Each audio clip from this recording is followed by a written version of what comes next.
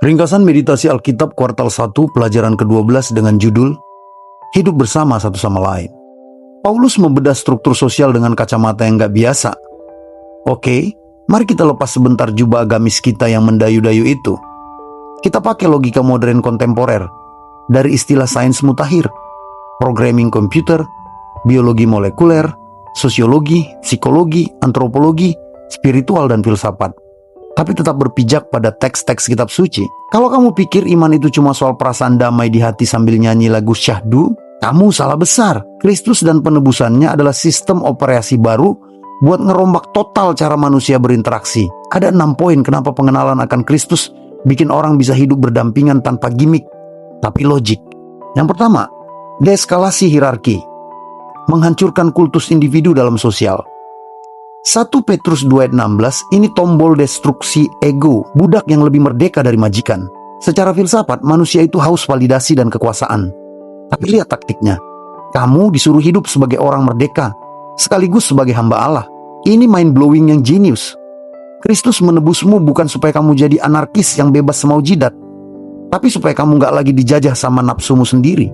Secara sosiologis, ini adalah langkah radikal buat mematikan tribalism, insting purba manusia untuk berkelompok berdasarkan ras atau kasta. Pengenalan akan Kristus itu kayak software update yang menghapus sekat-sekat identitas semu. Orang yang merasa sudah selesai dengan dirinya karena ditebus, nggak butuh nindas orang lain buat ngerasa berkuasa. Yang kedua, algoritma domestik. Bukan soal hierarki, tapi sinkronisasi. Kolose 3 18-21, banyak orang skeptis baca kata tunduklah atau kasihilah di ayat itu. Mereka pikir nih patriarki kuno. Padahal kalau kamu bedah pakai metodologi, ini soal sinkronisasi input atau output. Kristus itu benchmarknya. Solusi manajemen konflik yang diambilnya lewat the science of submission. Tunduk, mengalah sampai mati. Suami disuruh mati buat istri. Istri disuruh tunduk pada suami. Ini bukan penindasan. Ini penghancuran ego dua arah. Secara sains sosial, komunitas terkecil, keluarga, cuma bisa stabil kalau ada pengorbanan yang terukur. Secara biologi evolusioner, dorongan gen altruism, gen yang mendahulukan orang lain, adalah strategi bertahan hidup yang paling masuk akal. Kalau kamu nggak mampu menundukkan egomu sendiri, kamu cuma bakal jadi parasit di tengah masyarakat majemuk. Kadangkala Kristus maksa kamu buat ngalah, supaya komunitas bisa menang. Yang ketiga, neuroplastisitas rohani, repetisi yang membentuk karakter. Amsal 22 ayat 6 dan 15. Amsal bilang didik anak dari muda, karena kebodohan melekat pada hati. Secara sains, ini soal neural pathways. Otak kita itu defaultnya egois dan barbar. Penebusan Kristus itu bukan cuma tiket ke surga, tapi instruksi buat instalasi ulang perilaku dan karakter. Ini bicara soal behavioral engineering. Didik anak di jalan yang benar. Di dunia sains, kita tahu kalau neuroplasticity anak-anak itu gampang dibentuk. Kalau kamu nanamin pengenalan akan Tuhan sejak dini, kamu lagi ngebangun pondasi moral yang stabil di tengah masyarakat yang mengalami entropi sosial, atau ke arah yang semakin kacau dan terpuruk. Pengenalan akan Kristus itu proses belajar yang keras.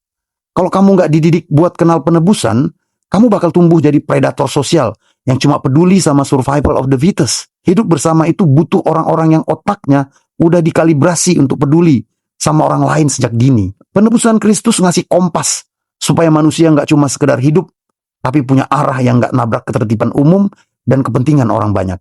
Yang keempat, intelijen komunikasi. Filter garam dalam narasi publik. Kolose 4 ayat 6, hendaklah kata-katamu senantiasa penuh kasih, jangan hambar, seperti sudah diasinin dengan garam. Ini teknik komunikasi level tinggi. Di dunia yang isinya bullying, toksik, dan provokatif, orang yang kenal Kristus itu harusnya punya filter. Garam itu fungsinya mencegah pembusukan. Secara sosiologis, komunitas hancur karena kata-kata yang busuk. Penebusan itu ngajarin kalau kamu udah dapat pengampunan yang gak masuk akal. Kamu gak punya hak buat nembak kata-kata beracun ke orang lain. Kalau kamu mau sistem sosialnya nggak crash, kamu harus jaga kualitas datanya. Kayak hukum cyber, kamu punya hak akses root, tapi kamu pilih buat yang nggak ngerusak sistem. Kuncinya ada di data kamu, perbendaharaan kata-katamu. Simpelnya, jaga mulut, jaga hati. Yang kelima, koneksi tanpa putus. Doa sebagai open API, Application Programming Interface. 1 Tesalonika 5 ayat 17. Tetaplah berdoa. Kedengarannya klise? Coba lihat dari sisi connectivity. Doa itu constant connection sama sumber moralitas. Kalau kamu kenal Kristus, kamu gak cuma kontak dia pas lagi butuh.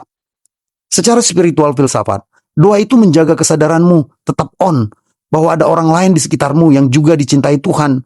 Begitu koneksi ini putus, kamu balik jadi manusia ego dan barbar yang berbahaya. Kalau kamu lihat dari sisi sains kognitif, ini adalah bentuk mindfulness yang ekstrim. Berdoa tanpa putus artinya kamu selalu sadar, conscious. Kalau ada otoritas tertinggi yang mantau setiap gerakanmu. Ini bikin kamu gak gampang kepancing konflik, gak gampang ngegas kalau diprovokasi isu sara, dan tetap dingin saat situasi memanas. Doa itu bukan mengerubah Tuhan, tapi buat ngerubah frekuensi otakmu supaya tetap stabil di tengah kegilaan dunia. Yang keenam, integritas kerja. Melampaui standar upah minimum. Kolose 3:22, 4 ayat 1. Lihat gimana Paulus ngomong soal Tuhan dan hamba. Dia nggak nyuruh demo atau revolusi berdarah, tapi dia ngerusak sistem dari dalam. Dia bilang, kerjalah buat Tuhan, bukan buat manusia. Secara ekonomi dan filsafat, kerja ini ngeri. Ini bukan kamu jadi pekerja paling jujur atau bos paling adil.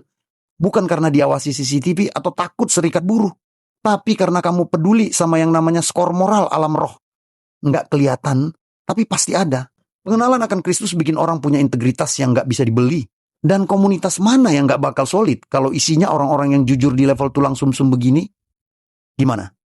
Masih mau mikir ayat-ayat ini cuma dongeng pengantar tidur?